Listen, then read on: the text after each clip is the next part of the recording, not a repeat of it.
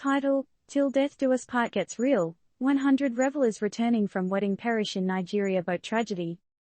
TLDR. Early Monday, the joy of a wedding party turned to horror as a boat returning home capsized in the Niger River, Nigeria. Police reports suggest around 100 people lost their lives, including women and children.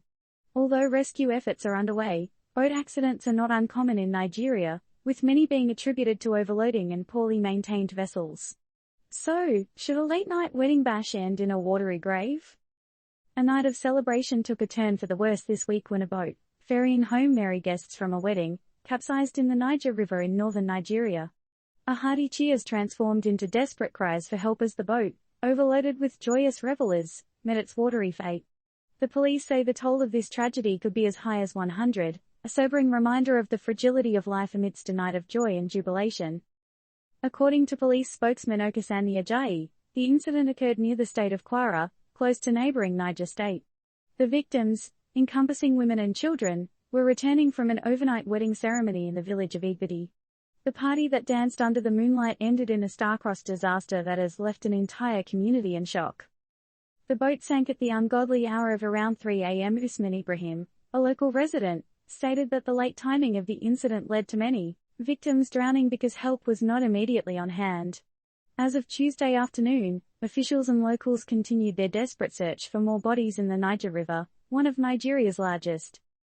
Why did this happen, you might wonder? Well, in Nigeria, boat accidents are unfortunately commonplace.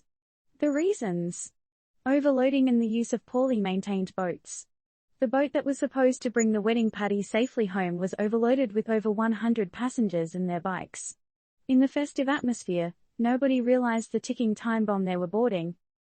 The tragic event raises numerous questions about safety regulations and the disregard of fundamental precautions, especially in remote communities across Nigeria where locally made vessels are commonly used for transport. The thrill of a joyous event took precedence over safety, resulting in a disastrous outcome. But the question that stands out amidst the sorrow: who's going to ensure such a catastrophe doesn't repeat itself? As we mourn the loss of those who went from a wedding party to their untimely demise, we need to ask, are we ready to challenge the status quo and demand better safety measures? Shouldn't a wedding party return home with memories of dance and laughter, rather than not returning home at all? Disclaimer: this article does not provide recommendations on transportation safety measures. It is meant for informational purposes only. How many more lives need to be lost before action is taken to improve transportation safety in Nigeria? We'd love to hear your thoughts.